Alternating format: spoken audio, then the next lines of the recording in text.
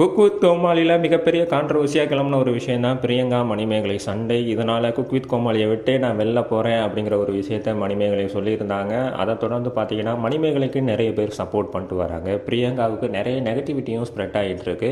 இதை தொடர்ந்து பார்த்தீங்கன்னா குக் வித் கோமாளியில் முக்கியமான ஒரு பொறுப்பில் இருந்த வெங்கடேஷ் பட் அவர்கள் இப்போ ஒரு கருத்தை தெரிவிச்சிருக்காங்க. அதை பற்றி தான் இந்த வீடியோவில் பார்க்க போகிறோம். வீடியோக்குள்ளே போகிறதுக்கு முன்னாடி இதுவரை நம்ம சேனலை நீங்கள் சப்ஸ்கிரைப் பண்ணலைன்னா சப்ஸ்கிரைப் பண்ணிடுங்க. பக்கத்தில் உள்ள பெல் ஐக்கானையும் கிளிக் பண்ணிக்கோங்க. வெங்கடேஷ் பட் அவர்களோட சோஷியல் மீடியா பக்கத்தில் ரசிகர்கள் ஒருத்தர் கமெண்ட் பண்ணியிருக்காரு. அதில் என்ன சொல்லியிருக்காருன்னு பார்த்தீங்கன்னா, மணிமேகலை ஒரு நல்ல டேலண்டான ஆள், அவங்களும் உங்கள் ஷோக்கு கூப்பிட்டுக்குங்க, அதனால உங்கள் ஷோ முன்னேறதுக்கான வாய்ப்புகள் நிறைய இருக்குது அப்படின்னு ஒன்று கமெண்ட் பண்ணியிருக்காரு. அதுக்கு பார்த்தீங்கன்னா வெங்கடேஷ் பட் ஆதரவு தெரிவிக்கிற விதமாக ஒரு லைக்கை போட்டிருக்காரு. இது மூலியமாக என்ன எடுத்துக்கலான்னு பார்த்தீங்கன்னா, கண்டிப்பாக மணிமேகலை அந்த ஷோக்கு போனாங்கன்னா ஏற்றுப்பாங்க.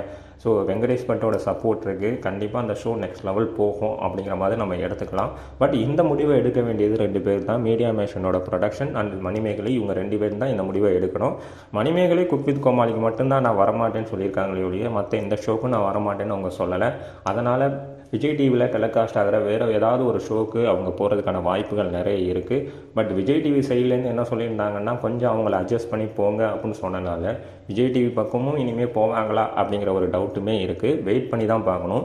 ஸோ மணிமேகலை அடுத்து என்ன பண்ணால் நல்லாயிருக்கும்னு நீங்கள் நினைக்கிறீங்க? அதை பற்றின கமெண்ட்ஸை கமெண்ட் செக்ஷனில் சொல்லுங்கள்.